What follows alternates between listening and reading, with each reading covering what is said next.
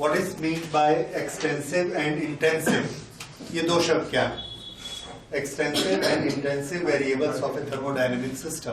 Thermodynamic system में जो variables होते हैं वो हम लोगों को मालूम है कौन कौन सी क्वांटिटीज उसमें वेरिएबल कहलाती हैं। Pressure, volume, temperature, heat contents और ऑफ कोर्स क्वांटिटी। लेकिन क्वांटिटी हमने गिवन क्वांटिटी ले ली तो उसके बाद ये वाली को उसके वेरिएबल्स होते हैं।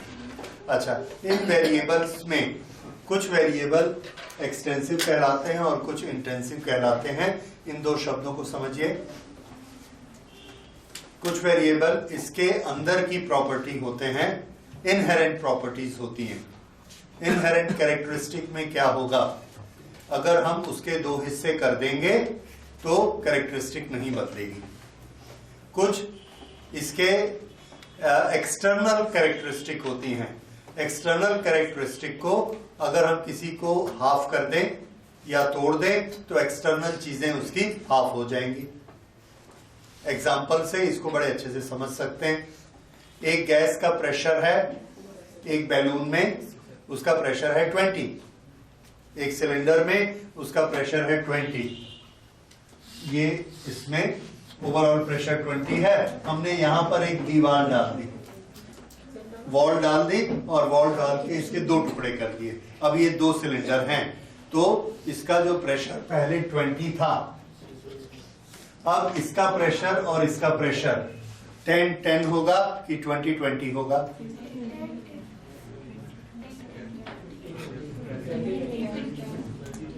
इसका प्रेशर 20-20 ही रहेगा। क्यों? हर जगह पर प्रेशर कितना है? 20। और हमने यहां पर वॉल डाल दी है। वॉल डालने से इसके दो टुकड़े तो हो गए, लेकिन 20 प्रेशर इसमें जो था वो उतने का उतना ही रहता है। तो 20 इसकी इंटरनल कैरेक्टरिस्टिक है जो कि डिवाइड करने से नहीं बदलती है। फिर से इस बात को सुनिए। हमने ये एक सिलेंडर लिया, इसमें गैस है और इस गैस का टेम्परेचर है 40 डिग्री सेल्सियस, पूरी गैस का। यहां हमने पार्टीशन डाला, पार्टीशन डाल के दो टुकड़े कर दिए। अब इसका टेम्परेचर 40 रहेगा कि 20 हो जाएगा या कुछ और हो जाएगा? बताइए। 40 रहेगा। इसका टेम्परेचर 40 ही रहेगा। ये बात समझ में आए? तो टेम्परेचर नहीं बदल रहा है इसको हाफ करने से, तो टेम्परेचर इसकी कौन सी प्रॉपर्टी कहलाएगा? इनहेरेंट प्रॉपर्टी कहलाएगा। जैसे अगर आपने शुगर ली 1 किलो, तो वो मीठी है, उसको आधा किलो कर दो, अब भी कैसी है? 100 ग्राम कर दो, तो मीठा होना उसकी कौन सी प्रॉपर्टी है? Inherent property. आप जितने भी टुकड़े कर दोगे उससे फर्क नहीं पड़ेगा। लेकिन अगर आपने हलवा बनाना है 100 ग्राम शुगर से, उसको हाफ कर दो, 50 ग्राम डालोगे, मीठा बनेगा? नहीं बनेगा। तो ये हलवे की इनहेरेंट प्रॉपर्टी नहीं है। तो थोड़ा सा इस चीज को समझिए। जब हम किसी क्वांटिटी को हाफ कर देते हैं तो कुछ कैरेक्टरिस्टिक उसके हाफ हो जाते हैं, बदल जाते हैं, और कुछ कैरेक्टरिस्टिक नहीं बदलते। अब देखिए, इसके इस गैस के पास एक कैरेक्टरिस्टिक है, उसका नाम है वॉल्यूम। यहां हमने पार्टीशन डाला, एक के दो बना दिए, इन दोनों का वॉल्यूम अभी भी पहले जितना कि आधा आधा हो गया, आधा आधा हो गया। इस पूरे का वॉल्यूम था पहले 20, अब हमने यहां पार्टीशन डाला तो इसका वॉल्यूम भी 20, इसका वॉल्यूम भी 20। ऐसा रहेगा या दोनों का वॉल्यूम 10-10 हो जाएगा? तो पार्टीशन करने से इसकी एक्सटर्नल शेप बदलने से वॉल्यूम बदल जाता है। तो एक्सटर्नल शेप बदलने से जो चीज बदल जाए वो कैरेक्टरिस्टिक क्या कहलाएगी? एक्सटेंसिव। तो ये दो तरह की कैरेक्टरिस्टिक होती हैं। अब चारों को बताइए। हाफ करने से प्रेशर बदलता है क्या? नहीं बदलता। तो ये कैसी हो गई? हाफ करने से टेम्परेचर बदला? नहीं बदला। तो ये भी कैसा हो गया? इंटेंसिव। हाफ करने से वॉल्यूम बदला, तो इसलिए ये क्या हुआ? और ये भी क्या हो गया? एक्सटेंसिव। हीट कंटेंट यहां पर हर 1 ग्राम के पास 1 joule 1 joule 1 joule 1 joule heat है। हर ग्राम के पास टोटल गैस 20 ग्राम है, इसको हमने हाफ कर दिया। पहले इसके पास टोटल हीट कितनी थी 20 जूल, क्योंकि हर 1 ग्राम के पास 1 जूल थी। अब जब हमने इसको हाफ कर दिया तो इसकी क्वांटिटी हाफ हो गई। अब इधर कितनी गैस है 10 ग्राम, तो उसके पास हीट कितनी है 10 joule. So heat contents are divided when we divide it. तो इसलिए हीट कंटेंट्स कैसे माने जाएंगे, एक्सटेंसिव प्रॉपर्टी। तो ये होता है इंटेंसिव एंड एक्सटेंसिव। इसकी निशानी क्या है, when we divide it into parts the characteristic which do not change is called intensive and the quantity which changes is called extensive. Right, okay, note कर लीजिए।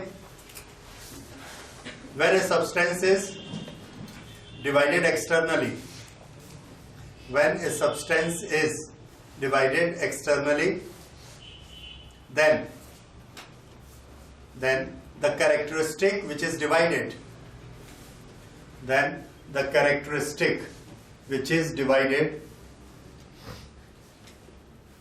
is extensive characteristic, is extensive characteristic, and the one which is not divided, and the one which is not divided bracket में remain same is called intensive characteristic, is called intensive characteristic.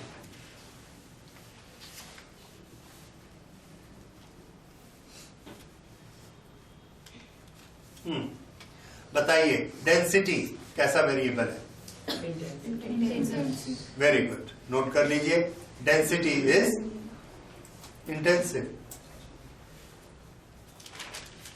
Total mass m वो कैसा होगा, extensive.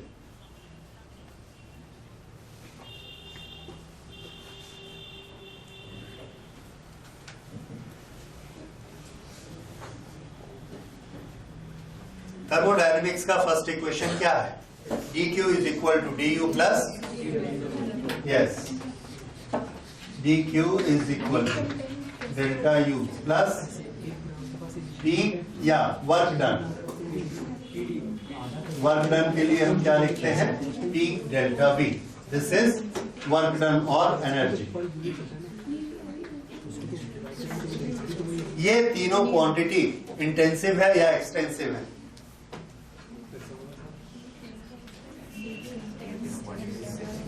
Delta Q क्या है, heat energy, heat content, extensive. Delta U क्या है, internal energy. अगर आप गैस की क्वांटिटी को हाफ कर दें तो इंटरनल एनर्जी का क्या होगा, इट विल बिकम हाफ, क्योंकि इंटरनल एनर्जी पूरी गैस की लेना है। पहले हम 20 ग्राम की ले रहे थे, आधा किया तो अब किसकी लेंगे, 10 ग्राम की, तो इसलिए आधी हो गई। Right, work done, work done is again energy. अगर हम किसी चीज का वॉल्यूम 10 cc बढ़ाते हैं तो वर्क डन 10 cc के प्रोपोर्शनेट होगा। लेकिन अगर हमने उसके 2 पार्ट कर दिए तो एक पार्ट में इंक्रीज कितना होगा 5 cc, दूसरे में भी कितना 5 cc, तो वर्क डन भी कैसा हो गया, डिवाइड। इसलिए वर्क डन भी कैसा है, एक्सटेंसिव। अब एक नियम हमने याद किया, नियम ये याद किया कि थर्मोडायनेमिक्स का कोई भी इक्वेशन होगा, उसमें अगर एक क्वांटिटी एक्सटेंसिव है तो सभी क्वांटिटी कैसी होंगी, एक्सटेंसिव। और अगर एक क्वांटिटी इंटेंसिव है तो बाकी भी कैसी होंगी। This is known as consistency of the equation. इसकी प्रॉपर्टी का नाम क्या है, consistent. So when we say the equation is consistent. इसका क्या मतलब है कि अगर एक क्वांटिटी एक्सटेंसिव है तो बाकी भी एक्सटेंसिव होगी, और अगर एक इंटेंसिव है तो बाकी भी इंटेंसिव होगी। तो नियम लिखिए, in thermodynamics equations, in thermodynamics equations there is consistency, there is consistency with reference to extensive and intensive variables, with reference to extensive or intensive variables. full stop. Either all the quantities should be extensive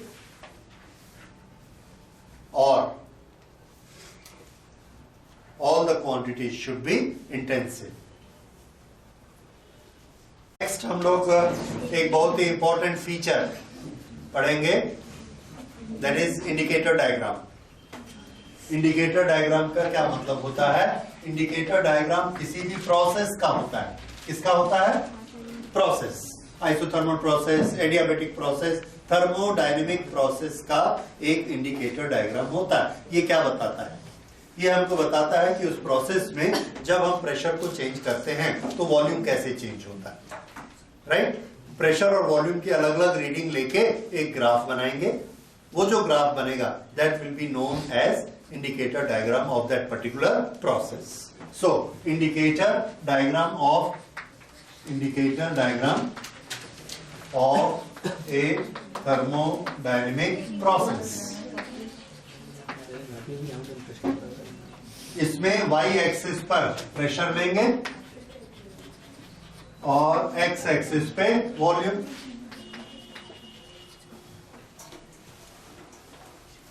okay,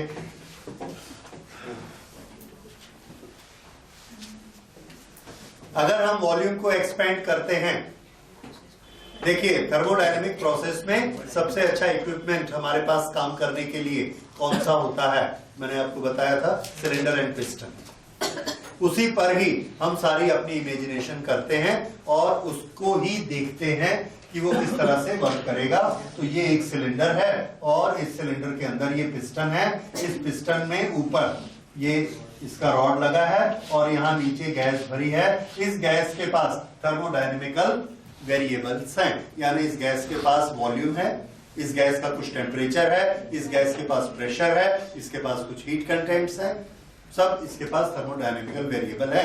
and now when we push it up, ऊपर खींचते, अगर इसको पुल करेंगे तो इसके volume का क्या होगा? बढ़ेगा. प्रेशर का क्या होगा? कम होगा. ठीक है, ये हमको मालूम है. किससे मालूम है? बॉयल्स लॉ से. एनीवे, एक गैस का प्रेशर इतना हाई है और वॉल्यूम इतना, तो ग्राफ में उसका करस्पॉन्डिंग पॉइंट ये हमने बनाया. उसके बाद हमने इसके वॉल्यूम को एक्सपेंड किया. अगर वॉल्यूम को एक्सपेंड किया तो प्रेशर कम हो जाएगा और हमको यहां एक पॉइंट मिलेगा. फिर वॉल्यूम को एक्सपेंड किया, प्रेशर कम हो गया. फिर वॉल्यूम को एक्सपेंड किया, प्रेशर और कम हो गया. अब इन सारे पॉइंट्स को मिला देंगे तो इसको हम बोलेंगे PV diagram.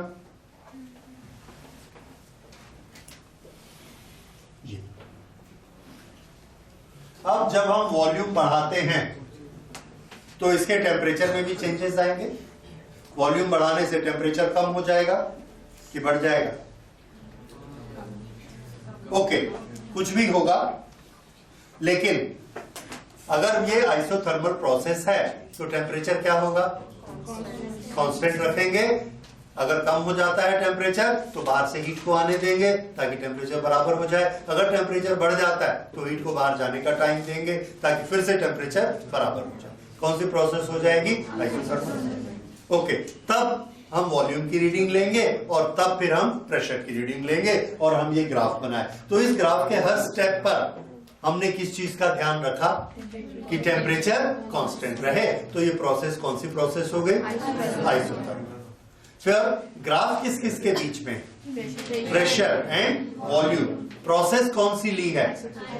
So we call this is a graph for indicator diagram for a isothermal change. So this is iso. ऐसे ग्राफ को हम नाम क्या देते हैं? Isotherm. That is indicator diagram of a isothermal process. इस पूरे के लिए एक शब्द क्या है? Isotherm. So this is an indicator diagram.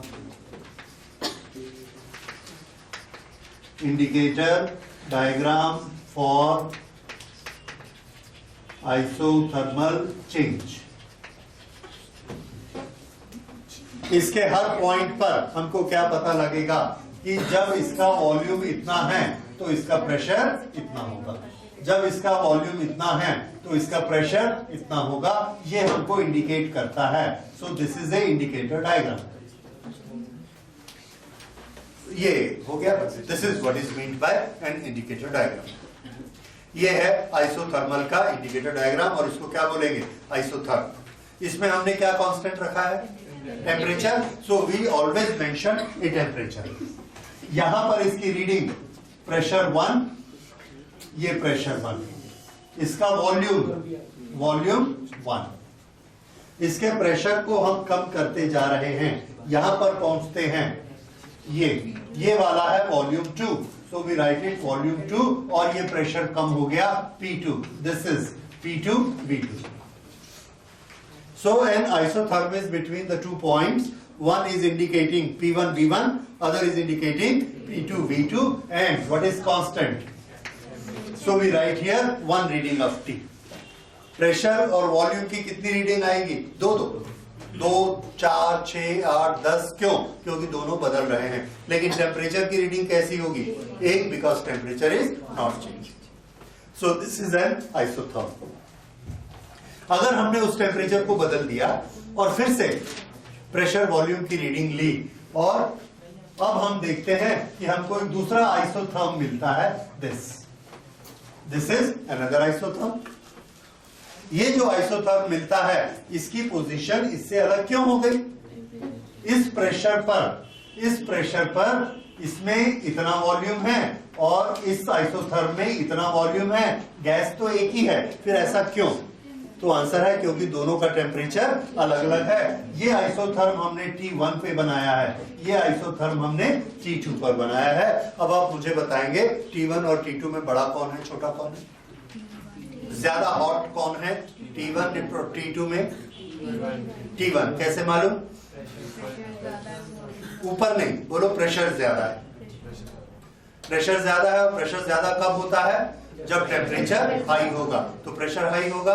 तो याद रखिए, अगर आपको 2 आइसोथर्म में गैस के दिए हैं तो कौन सा गैस का आइसोथर्म हायर टेम्परेचर के लिए है? Which is at a higher position because its pressure is more at the same volume. तो यहां पर हम ऐसे सेम वॉल्यूम लेते हैं, इसका प्रेशर कम है, इसका प्रेशर ज्यादा है।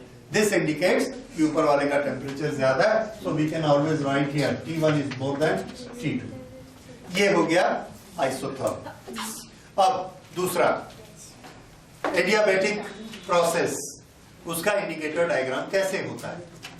तो एडियाबैटिक का इंडिकेटर डायग्राम नोट करिए।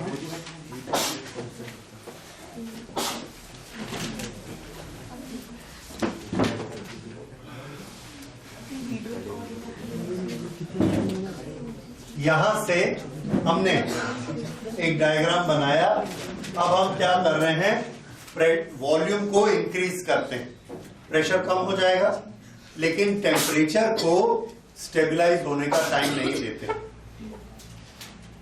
ऐसे वॉल्यूम को इंक्रीज किया, टेम्परेचर कम हो गया, प्रेशर भी कम हो गया। अब उस टेम्परेचर को बढ़ने का हमने टाइम नहीं दिया, उसी को ही नोट कर दिया। तो ऐसा चेंज क्या कहलाता है? एडियाबैटिक चेंज, जिसमें हमने हीट को बाहर जाने का, अंदर आने का मौका नहीं दिया और उसकी हम P और V की रीडिंग लेते चले जाते हैं। अब हम उसका एक्सपेंशन करते हैं, तो चार्ल्स लॉ से एक्सपेंशन करेंगे तो टेम्परेचर कम होता जाएगा, होने दीजिए। प्रेशर भी चेंज होगा और हम नोट किसको करेंगे? P और V को। उनको हमने नोट किया। यहां पर कुछ रीडिंग थी, मान लीजिए ये रीडिंग थी P2 V2। अब इसके बाद हमने एडियाबैटिक चेंजेस किए, तो हम क्या देखते हैं? वॉल्यूम बढ़ाने से प्रेशर कम होता है, लेकिन अब उसका रास्ता बदल गया और ये रास्ता अब हमको ऐसे मिलता है। ये इसका ये मतलब है कि अगर हमने इतना वॉल्यूम एक्सपेंड किया तो प्रेशर इतना डाउन हो गया। ये इतना वॉल्यूम एक्सपांड करने से प्रेशर इतना डाउन हो गया। आइसोथर्मल में सेम वॉल्यूम हमने एक्सपेंशन का किया, ये प्रेशर सिर्फ कितना कम हुआ? इतना। फिर से देखिए, वॉल्यूम का बढ़ना क्या कहलाता है? एक्सपेंशन। वॉल्यूम का कम होना क्या कहलाता है? कंप्रेशन। ये दो नाम याद रखिएगा। तो जब हम इधर से इधर जा रहे हैं, ये एरो लगाएंगे, तो प्रोसेस कौन सी हो गई? एक्सपेंशन की कंप्रेशन? एक्सपेंशन। ये वाला एरो क्या दिखाता है कि पहले वॉल्यूम कम था, बाद में वॉल्यूम ज्यादा, right side. So this is what? Expansion. इसमें भी यहां वॉल्यूम कम है, ये वॉल्यूम ज्यादा है। अगर वॉल्यूम ऐसा इंक्रीज हो गया तो ये भी क्या हो रहा है? एक्सपेंशन। इसमें हम ऐसे एरो लगाएंगे तो ये भी एक्सपेंशन है। ओके, तो ये दोनों एक्सपेंशन हो रहे हैं। इसमें भी प्रेशर डाउन हो रहा है, इसमें भी प्रेशर डाउन हो रहा है। अब देखिए, इसका एक्सपेंशन इतना है, प्रेशर इतना डाउन हुआ। सेम एक्सपेंशन इतना है, प्रेशर इतना सा डाउन हुआ। तो किसमें प्रेशर ज्यादा डाउन हुआ? ये कौन सी है? आइसोथर्मल। और ये किसका ग्राफ है? एडियाबैटिक। किसमें ज्यादा प्रेशर डाउन होता है? एडियाबैटिक में। ये आपको याद रखना है। ये कौन सा है? आइसोथर्मल। ओके, अब इंडिकेटर डायग्राम के साथ में आपको दो शब्द बताने हैं। नंबर 1 आइसोथर्मल है या एडियाबैटिक है। नंबर 2 एक्सपेंशन है कि कंप्रेशन। एक्सपेंशन और कंप्रेशन के लिए आप ये देखोगे, स्टार्टिंग पॉइंट और एंडिंग पॉइंट, वॉल्यूम इंक्रीज होता है कि डिक्रीज होता है। इसमें एरो ये दिया है, इसलिए ये स्टार्टिंग पॉइंट है और ये एंडिंग पॉइंट है। वॉल्यूम इंक्रीज हुआ, इसलिए ये क्या चीज है? एक्सपेंशन। कौन सा? आइसोथर्मल। आइसोथर्मल हमको मालूम है, इसको देख के हम नहीं बता सकते।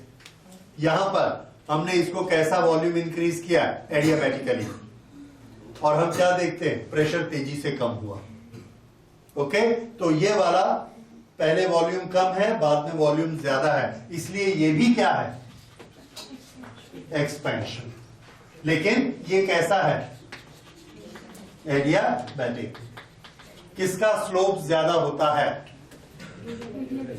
एडियाबैटिक का स्लोप ज्यादा होता है। तो नोट कर लीजिए। अच्छा, थोड़ा सा एक चीज पहले और समझ लीजिए। इसका वॉल्यूम पहले V1 था, एक्सपेंड करके कितना कर दिया हमने? V2। और एक्सपेंड किया, अब ये वॉल्यूम कितना हो गया? ये यहां पर कितना? V3। ये कितना था? V2। ये वाला कितना है? V1। तो V1 से V2 एक्सपेंशन कौन से प्रोसेस से किया हमने? आइसोथर्मल। V2 से V3 हमने किया, किस प्रोसेस से किया? एडियाबैटिक। इसका प्रेशर P1 से कितना हो गया? P2। इसका P2 से और कम होके कितना हो गया? P3। लेकिन एडियाबैटिक प्रोसेस में टेम्परेचर में चेंज आ जाता है। अगर कंप्रेशन करते हैं तो टेम्परेचर बढ़ जाएगा, अगर एक्सपेंशन करते हैं तो टेम्परेचर घट जाएगा। तो अभी इसका टेम्परेचर कम हो गया, तो यहां पर इसका टेम्परेचर था T1। तो बताइए यहां टेम्परेचर कितना होगा? T1। क्यों? क्योंकि ये प्रोसेस कौन सी है? आइसोथर्मल। तो आइसोथर्मल के हर पॉइंट पे टेम्परेचर कैसा लिखा जाएगा? Same, it is not changing. लेकिन एडियाबैटिक में टेम्परेचर चेंज होता है, इसलिए यहां अगर टेम्परेचर T1 है तो यहां आके टेम्परेचर बदल जाएगा and we will say here temperature is T2। तो volume V3, pressure P3, temperature T2। ये अब उसका वॉल्यूम बहुत बढ़ चुका है। अब हमने क्या किया? उसको कंप्रेस किया। लेकिन कंप्रेस किया बहुत धीरे धीरे धीरे, स्लोली कंप्रेस किया। अगर स्लोली कंप्रेस किया तो स्लो के कारण ये कौन सा चेंज होगा? आइसोथर्मल। और कंप्रेस करने से वॉल्यूम कम होता है, प्रेशर का क्या होगा? प्रेशर बढ़ता जाएगा। आइसोथर्मल किया है, टेम्परेचर को हमने नहीं बदलने दिया। तो हम क्या देखते हैं? वॉल्यूम को कम करते जाते हैं, इधर प्रेशर बढ़ता जाएगा ऊपर। तो हमको ये ग्राफ ऐसे मिलता है। अब हमने शुरू कहां से किया था? यहां से। एंड कहाँ किया? यहाँ। तो एरो किधर लगेगा? ऊपर की तरफ कि नीचे की तरफ? Very good. ये अब चूंकि एरो ऊपर है तो इसका नाम क्या देंगे प्रोसेस का? कंप्रेशन। नीचे था तो क्या लिखा था? इधर है तो क्या लिखेंगे? और इसी को उल्टा करके पहचान लो। अगर इंडिकेटर डायग्राम बना है तो एरो को देख के अब आप बता सकते हो कि ये एक्सपेंशन हो रहा है या कंप्रेशन हो रहा है। समझ में आया? इंडिकेटर डायग्राम ये इंडिकेट करता है। तो इंडिकेटर डायग्राम क्या इंडिकेट करता है? प्रेशर का वेरिएशन, वॉल्यूम का variation, whether it is expansion और कंप्रेशन, एंड टेम्परेचर इंडिकेशन, क्योंकि टेम्परेचर लिखा होगा। तो इसमें है T1, ये है T2, और यहां पर अब ये भी है T2। अगर सुनिए यहां पर T2 है और ये भी T2 है तो ये कौन सी प्रोसेस हुई? इंडिकेट हो गया कि अगर टेम्परेचर दोनों सिरे में नहीं बदला है तो ये प्रोसेस कौन सी हो गई? आइसोथर्मल। एक्सपेंशन की कंप्रेशन? ओके, तो पूरा नाम बोलिए, आइसोथर्मल कंप्रेशन। समझ आ गया कि कैसे हम इसको पहचान रहे हैं? अब देखिए यहां पर इसका प्रेशर वॉल्यूम फिर चेंज हो गया, P4 V4, P4 V4 and T2। ये इसका एक पॉइंट आ गया, कोई भी एक पॉइंट है इंटरमीडिएट, वी डोंट नो कहां तक हमने किया, लेकिन किया। उसके बाद हमने क्या किया? इसको सडनली जोर से दबाया। अगर जोर से दबाएंगे और उसको बाहर से हीट लाने का या हीट बाहर भेजने का टाइम नहीं देंगे, चारों तरफ से हम उसको इंसुलेट कर देंगे, तो क्या होगा? टेम्परेचर बढ़ जाएगा और प्रोसेस का नाम एडियाबेटिक। टेम्परेचर बढ़ेगा, वॉल्यूम प्रेशर का क्या होगा? प्रेशर भी बढ़ेगा।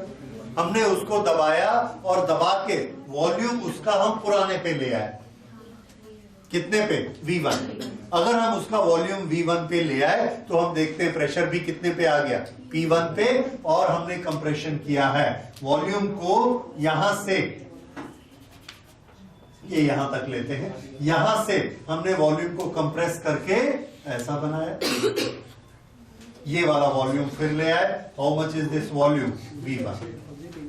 ये और ये बनी प्रोसेस। अब ये प्रोसेस का नाम क्या बनेगा? Adiabatic compression. अब चूंकि हमने दबाया, टेम्परेचर इसका बहुत बढ़ जाएगा और टेम्परेचर बढ़ के कौन सा टेम्परेचर हो जाएगा? T1, original temperature. ठीक है, ये प्रोसेस यहां पहुंच गई। अब फिर से देखिए इंडिकेटर डायग्राम, इट इंडिकेट्स। अब आप पहचानेंगे क्या क्या इंडिकेशन है। ये है पॉइंट, लेट अस से this is M, N, Q, R। M से N तक की प्रोसेस क्या क्या इंडिकेट करती है बताइए? What is happening to pressure? Pressure, height, decrease. What is happening to volume? What is happening to temperature? Process का नाम बोलिए, आइसोथर्मल एक्सपेंशन। ठीक है, उसके बाद N से लेके Q तक टेम्परेचर का क्या हो रहा है? चेंज। तो कैसी प्रोसेस है? प्रेशर क्या हो रहा है? डिक्रीज। Volume increase. प्रोसेस का पूरा नाम एडियाबेटिक एक्सपेंशन। एंड अब Q से लेके R तक प्रोसेस का नाम बोलिए, isothermal compression. Pressure is increasing, volume is decreasing, temperature constant. और उसके बाद लास्ट में R से लेके M तक adiabatic compression.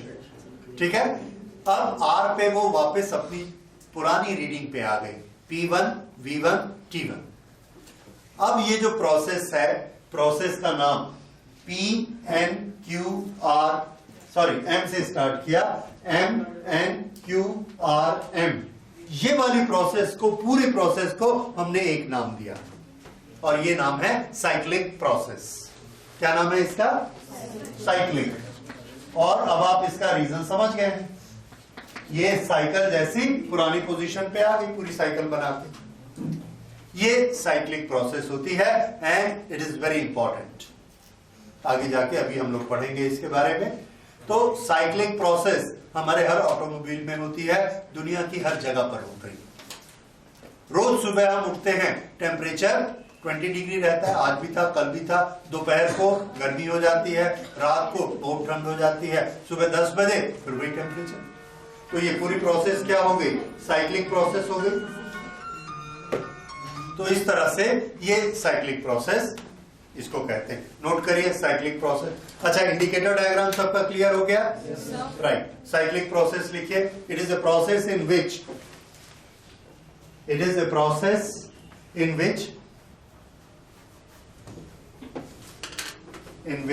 the parameters return to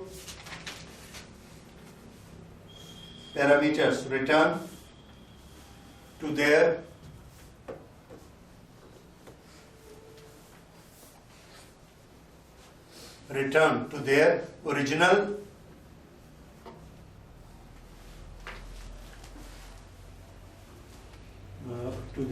original क्या कहेंगे उसको? Original position. हाँ, original values, correct, that is appropriate. Return to their original values after a series of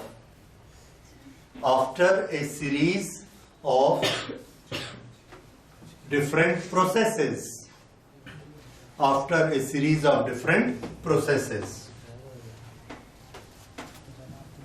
तो देखिए ये एक प्रोसेस हुई, फिर उसके बाद ये एक प्रोसेस हुई इस तरह से, फिर ये एक प्रोसेस। नहीं, थोड़ा सा गलत बन गया क्योंकि ये कभी भी ऐसा वापस नहीं जा सकता। It should go only in one direction, this and this. बताइए ये प्रोसेस कौन सी है? नो, इसका स्लोप ज्यादा है, इसका कम है।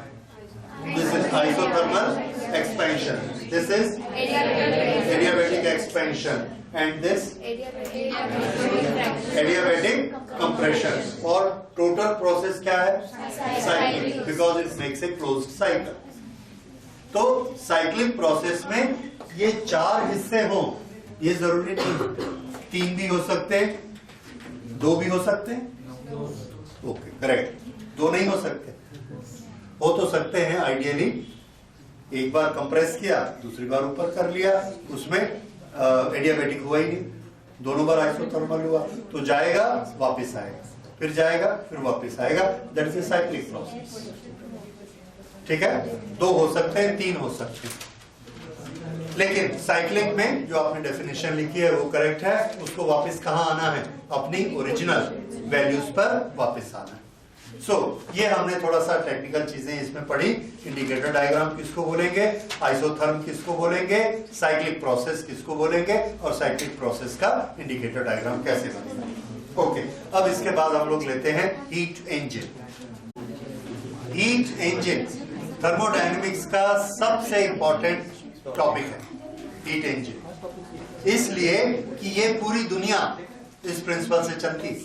हर चीज, हमारी अर्थ, हमारी बॉडी और दुनिया में जो कुछ भी हो रहा है, हमारी मोटरसाइकिल, हमारी कार, हर एक में क्या है? Heat engine. हमारी बॉडी में भी, उसमें भी, हमारी साइकिल में हीट इंजन। तो हर चीज में हीट इंजन से ही चीज चलती है। तो क्या होता है हीट इंजन? तो हीट इंजन होता है, heat is an energy. Motion के लिए भी हमको क्या चाहिए? एनर्जी। ठीक है, मोशन में जब भी हम मूव करते हैं, we have mass, we have velocity and half mv² is energy. तो हम एनर्जी खर्च करते हैं, और हीट भी क्या है? एनर्जी। अब हमारे पास एनर्जी है पेट्रोल में, और हम कार को चलाना चाहते हैं, वो चलने के लिए भी क्या खर्च होगी? एनर्जी। हम चाहते हैं कि पेट्रोल के अंदर जो एनर्जी है वो क्या बन जाए, कार के चलने की एनर्जी। ठीक है, आपको पेट्रोल दे दिया कि चलो, तो आप नहीं चल पाओगे। आपको क्या चाहिए चलने के लिए? कार चाहिए या मोटरसाइकिल चाहिए? उसमें क्या होगा जिसमें पेट्रोल डालोगे? इंजन। एक इंजन में आप पेट्रोल डालोगे तो जब पेट्रोल जलेगा उसकी हीट बनेगी और उस हीट से वो मूव करेगा। तो हीट से हम मोशन क्रिएट करते हैं, हीट से मोशन क्रिएट करते हैं, और जो मशीन ये काम करती है उस मशीन को क्या कहते हैं? Heat engine. Very simple. हम खाना खाते हैं, खाना अंदर जाके जलता है एसिड के साथ या जिसके साथ रिएक्ट होता है। आपने देखा है लैब में H2SO4 के साथ किसी चीज को रिएक्ट करोगे, एक्सोथर्मिक रिएक्शंस होते हैं, हीट निकलती है। वही रिएक्शन हमारी बॉडी के अंदर भी होता है खाने के साथ। वो रिएक्शन होता है, दूसरे रिएक्शन होते हैं, और उसमें हर खाने की एक कैलोरीफिक वैल्यू होती है, आपको मालूम है। और जब उसका ऑक्सीडेशन होता है तो उसमें से एक्सोथर्मिक रिएक्शन होकर हीट निकलती है। उस हीट एनर्जी को हमारा सिस्टम ऐसा बनाया गया बॉडी का कि जब हम खाना खाते हैं, हीट एनर्जी से हमारी बॉडी के मसल्स में एनर्जी आती है और हम कोई काम कर सकते हैं। 4 दिन खाना नहीं मिलेगा, हिलना जुलना सब बंद हो जाएगा। ठीक है, क्यों? हमारे हीट इंजन ने काम करना बंद कर दिया। So body is a heat engine. वैसे ही अर्थ के साथ होता है। अर्थ को सन की हीट मिलती है, उस हीट के कारण कन्वेक्शन करंट्स बनती हैं। पिछला चैप्टर आपने पढ़ा, कन्वेक्शन करंट के कारण बरसात होती है, बरसात के कारण उपज होती है, उसके कारण यहाँ पे जीव जंतु होते हैं, सिविलाइजेशन होती है। तो पूरी अर्थ का कामकाज किससे चल रहा है? Because it is able to convert heat into motion. यहां से वेपर्स ऊपर उठती हैं, कन्वेक्शन करंट्स, किसके कारण? हीट के कारण। That is a mechanical motion, ऊपर उठना। So earth is acting as a heat engine. इस तरह से इस दुनिया का सारा काम जो चल रहा है उसको हम किससे एक्सप्लेन कर लेते हैं? हीट इंजन से। और ये बहुत जरूरी है क्योंकि हमारा जो प्राइम सोर्स है एनर्जी का, that is heat of the sun, और उसी से ही हम हर चीज कन्वर्ट करते हैं। तो इसलिए heat engine is so important. Okay, तो अभी तक आप लोग इसमें थोड़ी सी चीज समझ गए हैं कि हीट इंजन में बेसिकली क्या होना चाहिए हमारे पास? हमारे पास एक सोर्स होना चाहिए जिसके पास हीट होगी। दूसरा, हमारे पास एक इंजन होना चाहिए जो कि उस हीट को लेगा और उसमें काम करने की, वर्क करने की उसमें टेंडेंसी होनी चाहिए, कैपेसिटी होनी चाहिए कि वो वर्क कर सके। थर्मोडायनेमिक्स में किसी भी गैस पर वर्क कैसे होता है? वर्क किस क्वांटिटी से रिलेटेड है? वेरी गुड, वर्क वॉल्यूम से रिलेटेड है। आपने पिस्टन में देखा, सिलेंडर में अगर वॉल्यूम ऐसे बढ़ेगा तो पिस्टन क्या करेगा? मूव करेगा। ये वर्क कहां से बना देखिए, ये एक पिस्टन है यहां पर, ये सिलेंडर है, इस सिलेंडर में यहां पर गैस है, इस पिस्टन का ये एक रॉड है, यहां से हमने इस रॉड को लगाया और ये रॉड ऐसे आया, और यहां पर एक व्हील है,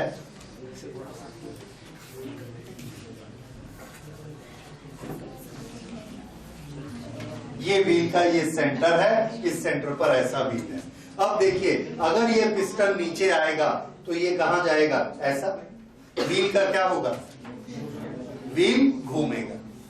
सो दिस इज ए डिवाइस कि अगर यहां पर वॉल्यूम एक्सपेंड होता है तो ये व्हील घूमेगा। वॉल्यूम क्यों एक्सपेंड होने लगा? क्योंकि हम उसको क्या देंगे? हीट। क्या देंगे? हीट। तो हमने इसको हीट दी, हीट देने से इसका प्रेशर भी बढ़ा और इसका वॉल्यूम भी बढ़ा। यहां पेट्रोल को जला दिया, पेट्रोल को जलाया, उसकी हीट निकली, हीट से इसका प्रेशर भी बढ़ा और इसका वॉल्यूम भी बढ़ा। बढ़ने से इसने इसको क्या किया? पुश किया। जब वो इसको पुश करेगा तो ये व्हील चलेगा, इस व्हील के ऊपर हमने अपनी कार बैठा दी तो हमारी कार आगे बढ़ गई। कार का आगे बढ़ना क्या है? Mechanical work. तो हीट किसमें कन्वर्ट हो गई? Mechanical work. किसने किया? ये वाले सिस्टम ने। तो इस सिस्टम का नाम क्या? Heat engine. This is heat engine. तो हीट इंजन क्या काम करता है? It converts heat into mechanical work. Mechanical work को हीट में बदलना, इसके लिए बहुत भारी इंजन की जरूरत नहीं है। हर मैकेनिकल वर्क अल्टीमेटली कहीं ना कहीं जाके फ्रिक्शन से किसी न किसी चीज से हीट में बदल ही जाता है, लेकिन वर्क को हीट में कन्वर्ट किया जा सकता है। और ये बहुत सिंपल है। ये हमने दोनों हाथ को ऐसे जोड़ा और ऐसे रगड़ा, ये गर्म हो गया। So there is a force of friction and there is displacement. What we are doing? Work. Force and displacement. Work करने के लिए एनर्जी हम अपनी बॉडी से दे रहे हैं। So we are giving energy in which form? Mechanical work. और ये गर्म हो गया, मींस वो किसमें कन्वर्ट हो गई? So work can be converted into heat and here heat is converted into work. ये होता है। तो हीट को जो वर्क में कन्वर्ट करता है उसको क्या बोलते हैं? Heat engine.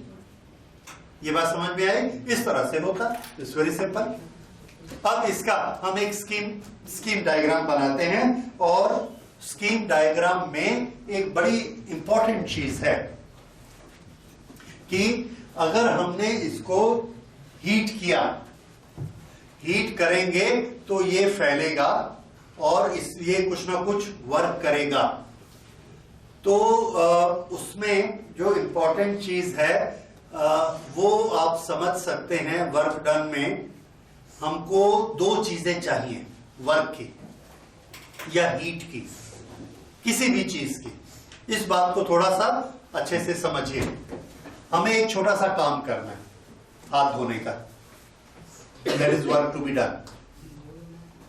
हाँ बोलिए। देखिए, अगर हमको एक छोटा सा काम करना है हाथ धोने का, उसके लिए हमको पानी चाहिए। ठीक है, हमारे पास ऊपर टैंक में पानी है और उस पानी से हम हाथ धोना चाहते हैं। यहां पर एक टैंक है, उसमें पानी है, हम हाथ धोना चाहते हैं। ओके, तो हम क्या करते हैं? एक सिंक लगाते हैं।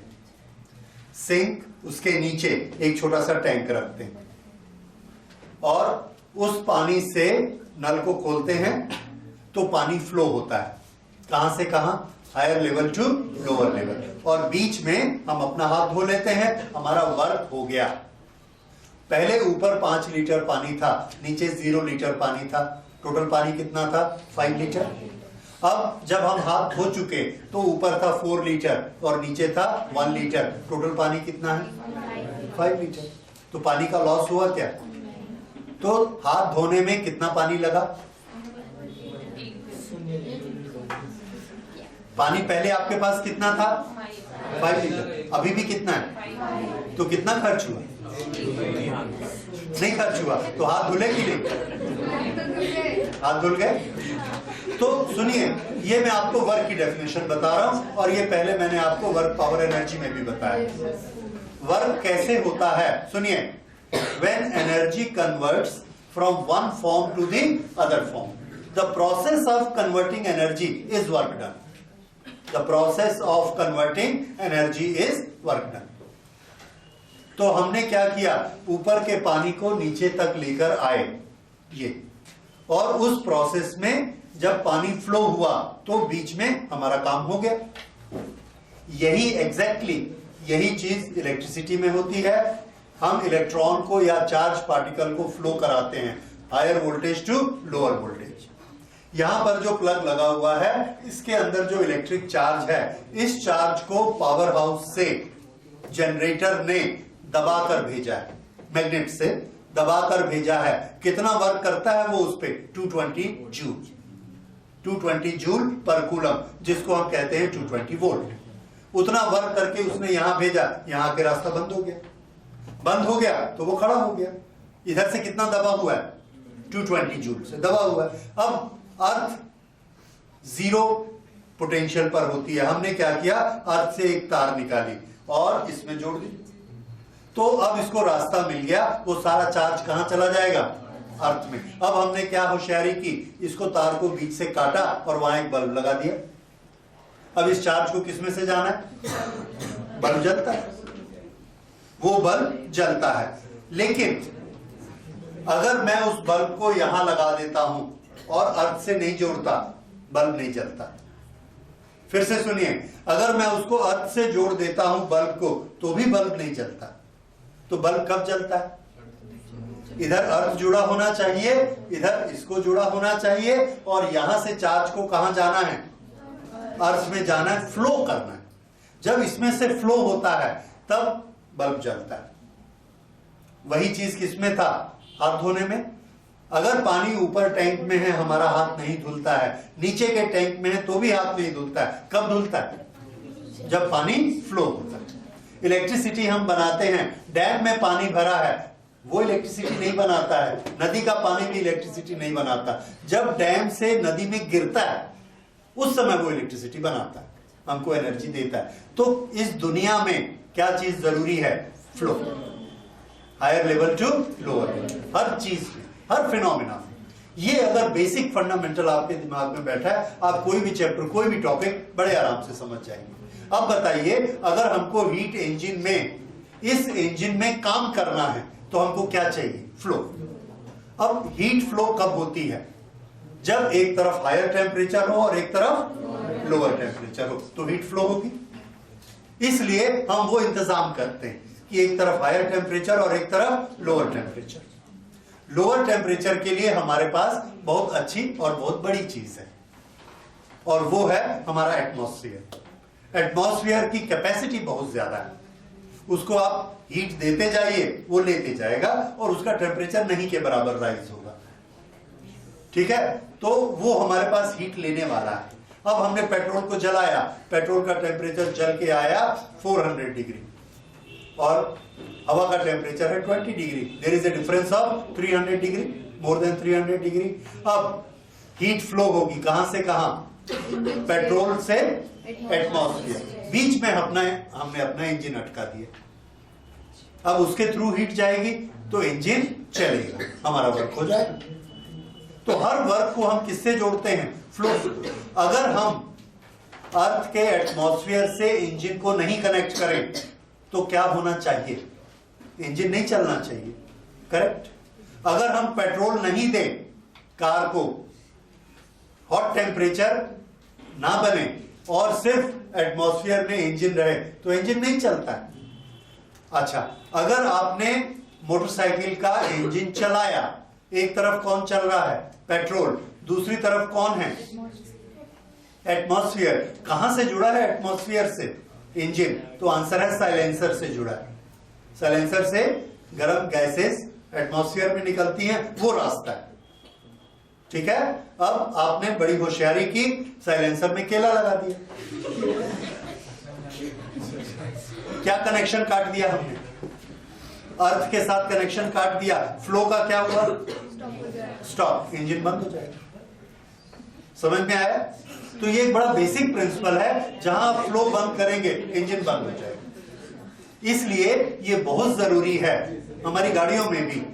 जब भी हम मैकेनिक के पास जाते हैं कि इस गाड़ी में पिकअप नहीं आ रहा है, यानी इंजन पूरी पावर नहीं दे रहा है, तो वो इंजन को कुछ नहीं करता, पेट्रोल को कुछ नहीं करता, साइलेंसर को साफ कर देता है।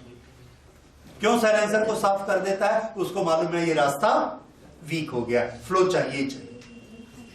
ठीक है, इसलिए जितना ज्यादा फ्लो होगा उतना ज्यादा इंजन एफिशिएंटली वर्क करेगा। तो अब आपको ये बात समझ में आ गई कि हीट इंजन की वर्किंग के लिए हमको तीन चीजें चाहिए। एक तरफ हॉट टेम्परेचर, दूसरी तरफ कोल्ड टेम्परेचर, और बीच में काम करने वाला। और ये तीनों को मिला के क्या बनता है? Heat engine. अब इसका हमने स्कीमेटिक डायग्राम बना लिया, वो डायग्राम आप भी बना लीजिए। हीट इंजन ये हमने बनाया। This is hot reservoir. Hot reservoir is a source of heat. इसका टेम्परेचर T1 रहेगा। This is source of heat energy.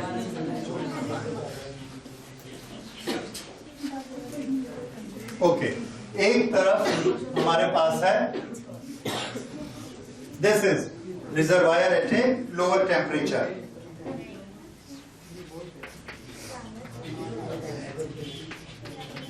cold reservoir T2 and T1 is higher than T2. T1 T2. अगर इन दोनों को जोड़ेंगे तो हीट किधर flow होगी? Hot to cold. जोड़ा होना जरूरी है, डिस्कनेक्ट नहीं होना चाहिए. तो हमने क्या किया, यहां से इसको ऐसे ले गए और यहां पर एक चीज बैठाई, ये, और इसको इधर जोड़ दिया. ये जो चीज है, ये क्या चीज है? Heat engine. जब यहां से ये हीट को लेगा, इधर फ्लो कराएगा, तो ये कुछ वर्क करेगा. अब वर्क जो है, अगर हमारी कार चली, कार आगे बढ़ी, कार ने वर्क किया, तो वो भी एक एनर्जी है. तो इसमें से ये कुछ एनर्जी को वर्क में कन्वर्ट कर देगा.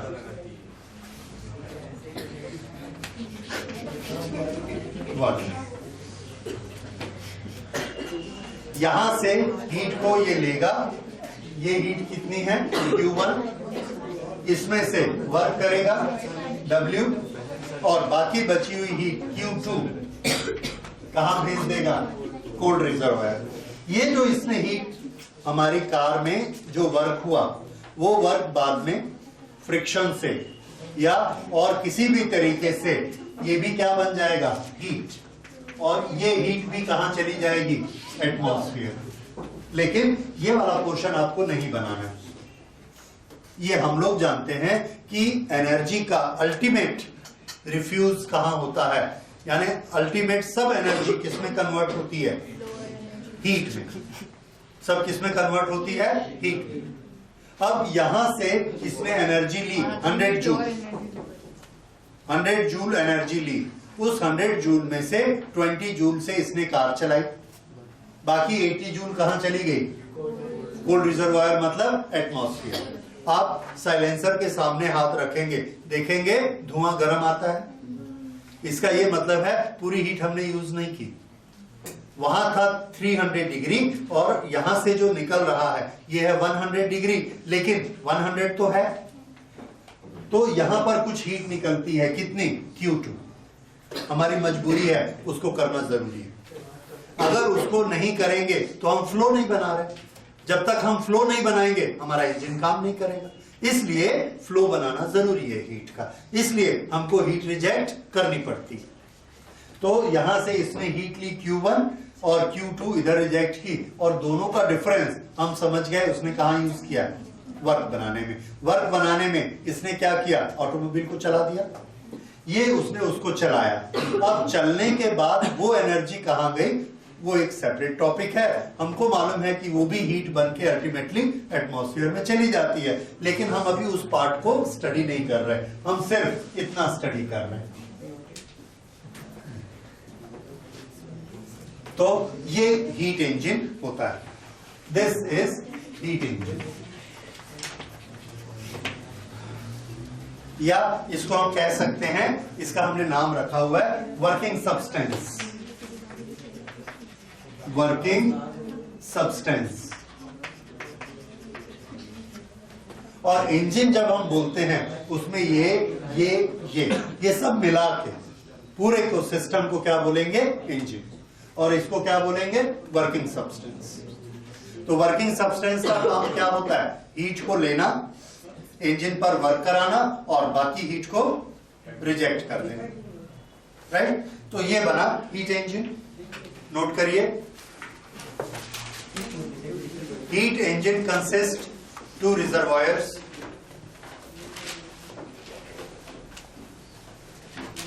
Heat engine consists 2 reservoirs.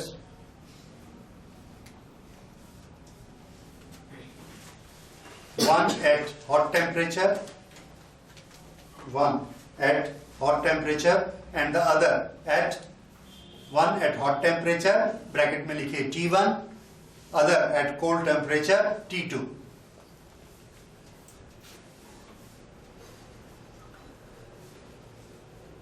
Next para, number 2. There is a working substance. There is a working substance which expands, which has capacity to expand on receipt of heat, which has capacity to expand on receiving heat.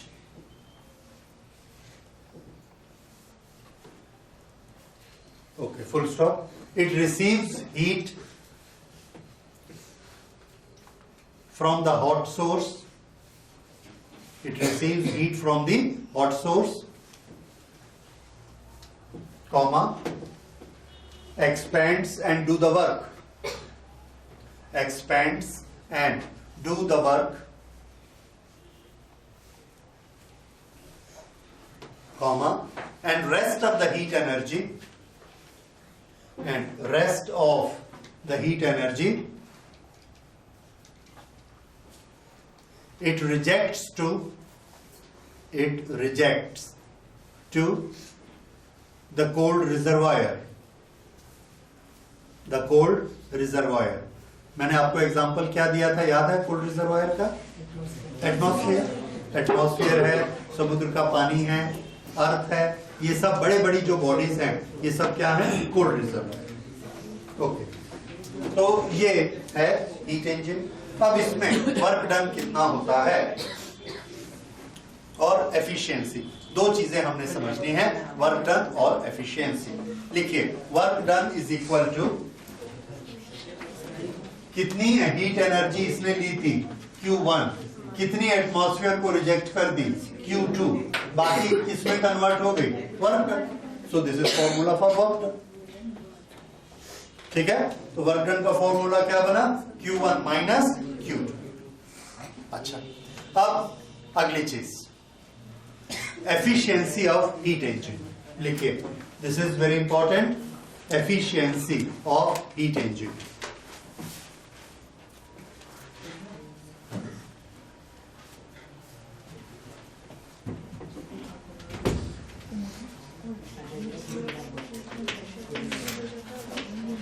Efficiency, efficiency के लिए हम use करेंगे ईटा. Letter use करना है ईटा. Efficiency of heat engine क्या होता है? अब थोड़ा सा एफिशिएंसी का मतलब समझिए, तो छोटा सा फॉर्मूला लिख देंगे. अगर हमको W वर्क करना है, हमने देखा इंजन ने हमारा W वर्क किया, एनर्जी W जूल वर्क करके दिया, लेकिन हीट रिजर्वायर से ये कितनी हीट लेके गया, Q1. फिर से सुनिए, हीट रिजर्वायर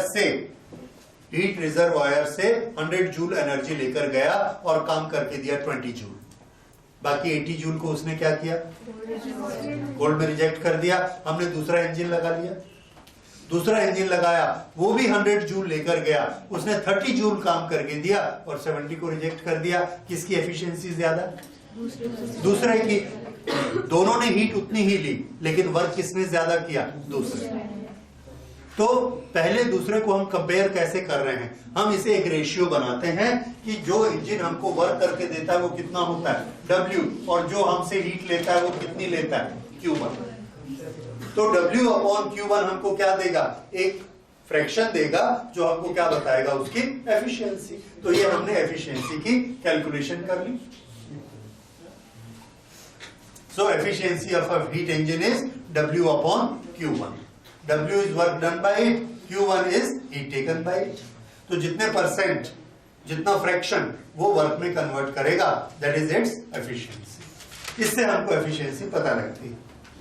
ओके, सो अब W किसके बराबर होता है, वहां पर हमने लिखा है Q1 minus Q2 upon Q1. Q1 से हमने डिवाइड किया, this is 1 minus Q2 upon Q1. This is efficiency. तो एफिशिएंसी का ये फॉर्मूला, एक फॉर्मूला आप ये याद रखेंगे, efficiency 1 minus Q2 upon Q1. Okay, Q is what, heat. Heat के लिए हमारे पास एक कैलकुलेशन है, जो कि यहां स्टेट चेंज नहीं हो रही मान लो. तो हीट के लिए, जैसे पेट्रोल जला तो जल के किस फॉर्म में आएगा, वो गैस फॉर्म में, और साइलेंसर से निकला किस फॉर्म में, गैस फॉर्म में. उसी फॉर्म में उसने हीट दी, तो हीट जो देगा उसका फॉर्मूला क्या है, MS डेल्टा T या MS T. ओके, एटमॉस्फेयर का टेम्परेचर तो एक है, तो दोनों का टेम्परेचर डिफरेंस हम लेते हैं और इसको हम चेंज करते हैं, Q is equal to MST। तो ये क्या बन जाएगा, MST 2 MST 1। So this formula is now converting to 1 minus T2 upon T1 upon T1। Q2 किसके प्रोपोर्शन में है, जो सोर्स का टेम्परेचर है, सॉरी Q2 सिंक का जो टेम्परेचर है बाद वाला, और Q1 किसका है, हीट सोर्स का, उसका टेम्परेचर T1, राइट। तो Q1 Q2 T2 का प्रोपोर्शनेट है, Q1 T1 का प्रोपोर्शनेट है, तो बाकी क्वांटिटी, मास, स्पेसिफिक हीट सबकी बराबर है, कैंसिलेशन हो गया, सिर्फ क्या क्या बच गया, T2 and T1। So this is second formula and it is more useful, क्योंकि टेम्परेचर हम नाप लेते हैं, हीट को नापना मुश्किल है, एम और एस भी चाहिए, दैट वी डोंट नो, लेकिन इंजन का टेम्परेचर तो हम नाप लेते हैं। ओके, ये है एफिशिएंसी ऑफ द इंजन। अब ये जो एफिशिएंसी ऑफ द इंजन है, ये फॉर्मूला आपने देखा, इस फॉर्मूले के 2-3 इंप्लीकेशन बहुत इंपॉर्टेंट है, वो आपको आने ही चाहिए। जैसे पहला implication, no engine can be 100% efficient. लोग नोट करिए, number 1, no engine can be 100% efficient.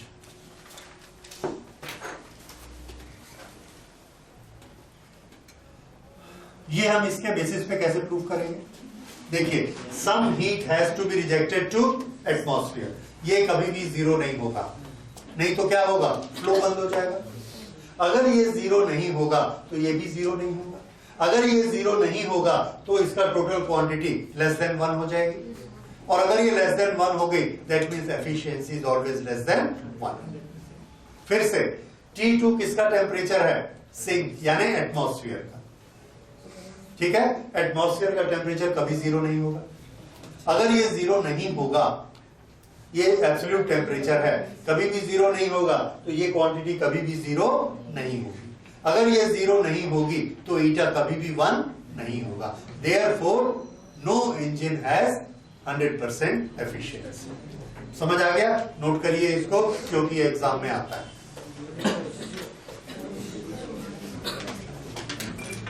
An engine has to reject some heat. An engine has to reject some heat, Q2, which cannot be zero,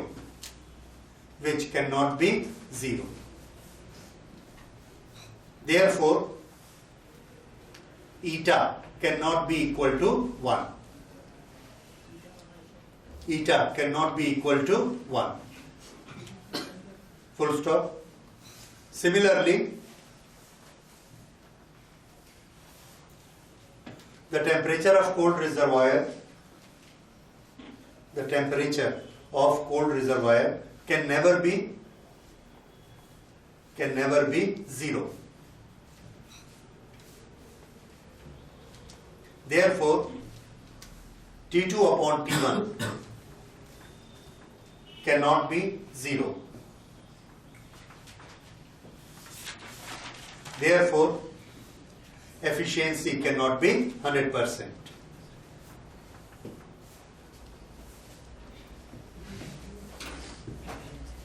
Therefore, efficiency cannot be 100%. अगला question लिखिए। Two engines operate at different temperatures.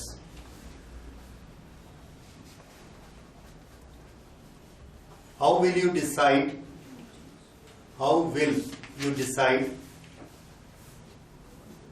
that which engine is more efficient?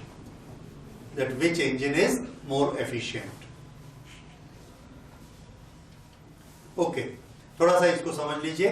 दोनों engine का हम temperature देखेंगे, ठीक है। एक का टेम्परेचर है A और एक का टेम्परेचर है B। कहां का टेम्परेचर है ये? जहां उसका ऑयल जलता है, पेट्रोल डीजल जिस जगह पर जलता है वो टेम्परेचर हमने नोट किया। तो ये टेम्परेचर कौन सा टेम्परेचर है? पहले के लिए टेम्परेचर T1 कितना है? TA। दूसरे के लिए टेम्परेचर कितना है? TB। ओके, दो इंजन है हमारे पास, एक डीजल इंजन और एक पेट्रोल इंजन। डीजल इंजन का हमने टेम्परेचर देखा, ये हमको मिला 90 डिग्री। पेट्रोल इंजन का टेम्परेचर देखा, ये हमको मिला 40 डिग्री। ये कौन से टेम्परेचर हैं? T1। T2 किसका टेम्परेचर है? कोल्ड रिजर्वायर, वो कौन है? एटमॉस्फेयर, वो दोनों के लिए बराबर है। अब हमको बताना है इन दोनों में कौन एफिशिएंट है, इसको देख के बताइए।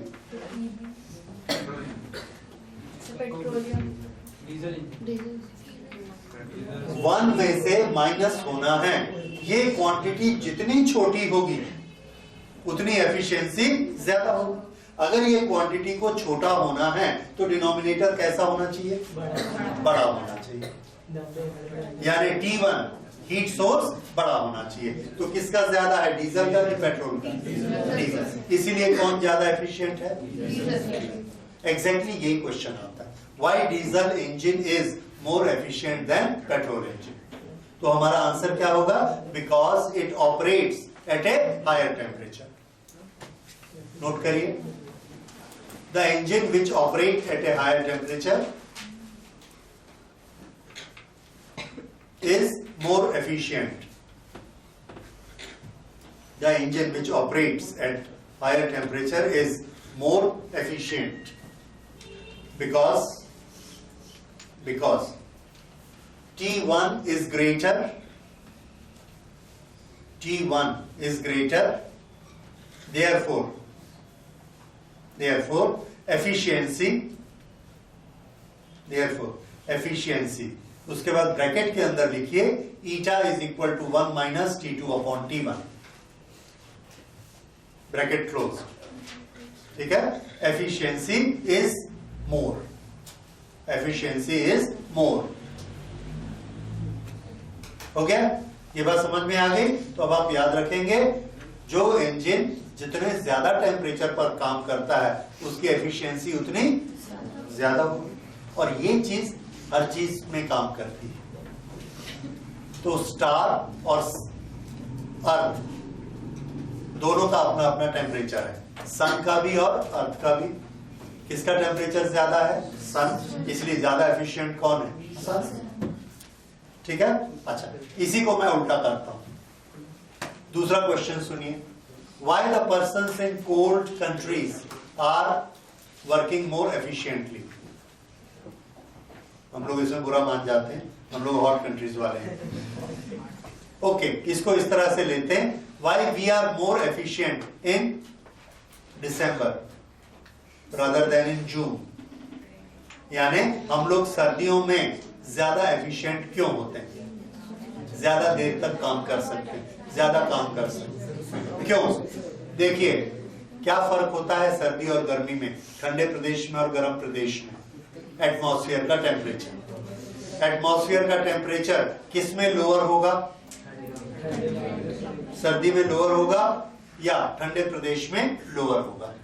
अगर वो लोअर होता है तो वो कौन है? T1 की T2? T2 लोअर हो गया।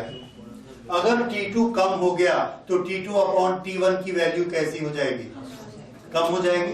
अगर इसकी वैल्यू कम होगी तो ईटा की वैल्यू ज्यादा हो जाएगी, एफिशिएंसी बढ़ जाएगी।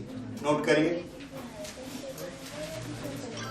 If temperature of atmosphere, if temperature of atmosphere bracket में T2 is lower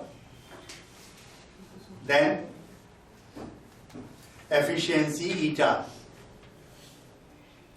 then efficiency eta equal to 1 minus T2 upon T1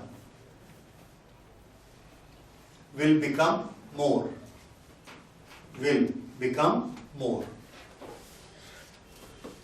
therefore in cold atmosphere a person works more efficiently, a person can work more efficiently.